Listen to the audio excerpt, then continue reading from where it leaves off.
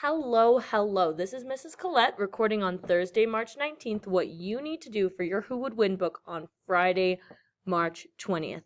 I'll probably post this tonight before I go to bed. So even though it'll come up on Thursday night, it's for Friday. Okay, it's your Friday's assignment. Let's start by looking at what we did yesterday.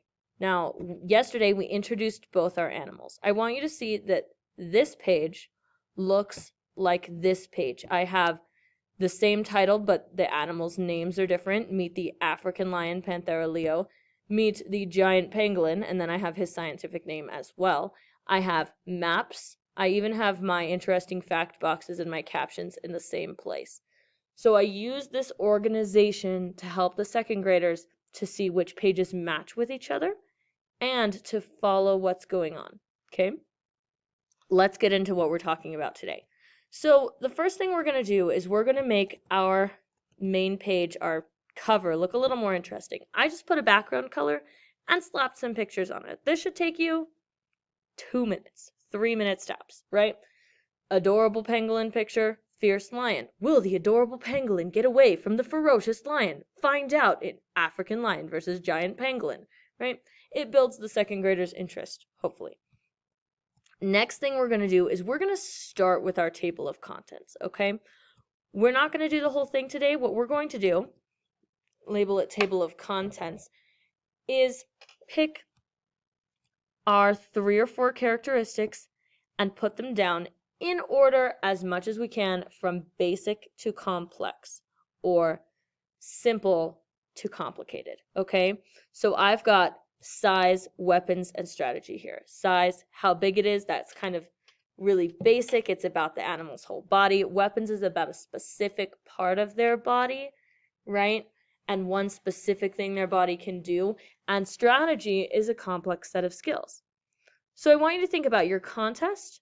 What matters? What characteristics matter in this contest? So if it's a game of basketball, how many hot dogs they can eat and how fast they can swim doesn't matter. And then I want you to think what characteristics do matter and what order should I put them in so that they go from simple to complicated. So like for basketball players, I might put height and then speed, how fast they run, and free throw accuracy. Because free throw accuracy is a really specific skill. Running is kind of a more general skill, and height is like just a basic fact of their body.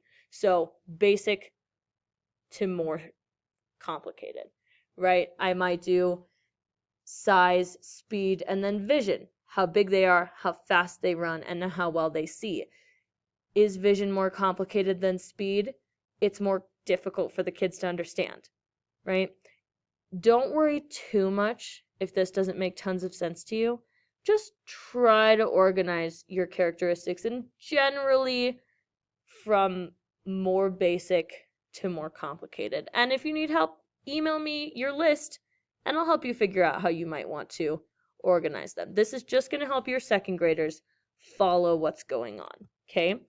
Moving on. So that's all we're doing for our table of contents today. Now we're going to pick that first characteristic. I've put down green as my background color for any pages where both animals are represented. Okay. Yes, I did pick it because yellow and blue make green. And yeah. So I'm going to put down a yellow page for the lion and a blue page for the pangolin.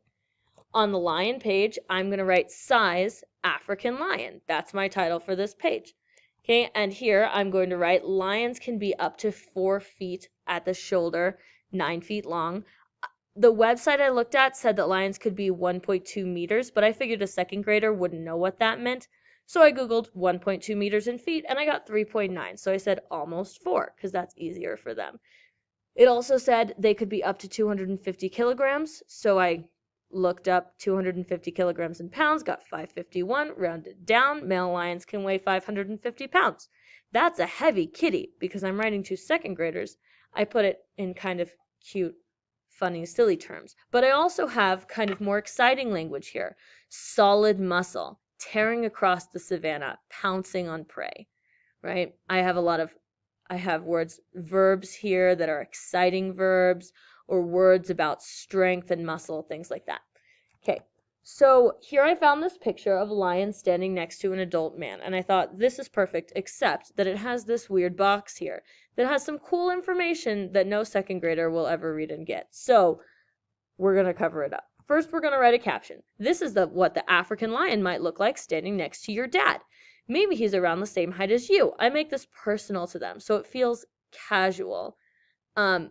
Also, it puts it in terms that they can understand. Their dad might not be this height, but they have an idea, okay, so an adult man next to a lion, it's going to look kind of like this. This helps me see how big a lion is, right? And also, it might be around the same height as me. That helps me see how big is a lion. I'm going to cover up this box with an interesting fact so that they don't have to look at it and be confused. And in the interesting fact, I'm also going to put this, I'm going to compare it to them. Cats, like the lion, have better vision than any other carnivores. They can see 6 times better than you in the dark. This is not what my website said. It said that cats, including the lion, have the best vision of any carnivores in the world. And I was like, that's more complicated than I want them to have to read, and it takes too many words. And then it said their vision is 6 times better than most humans. So I decided to say they can see 6 times better than you, because that is more on their level. Comparing it to them specifically, right, is more personal. It fits my audience better. Also, because I can't copy and paste, that's plagiarism, and I would get a 0 for that. So I had to put it in my own words. Next, moving on, size giant pangolin. Note, size giant pangolin, size African lion. Meet the giant pangolin, meet the African lion. Okay? The giant pangolin can be 55 inches long and up to 70 pounds. That's pretty big, but not as big as the lion. So I'm comparing them directly, right? I'm showing the pangolin is smaller. I got these facts off of National Geographic, which I clicked on and found them and then put into sentences of my own. Here I have a caption and an interesting fact, and here's my picture. Okay, the giant pangolin's tongue is almost the same length as the rest of its body. And here I have this picture originally had really blurry writing on it, so I read and then I typed up the measurements over the old ones.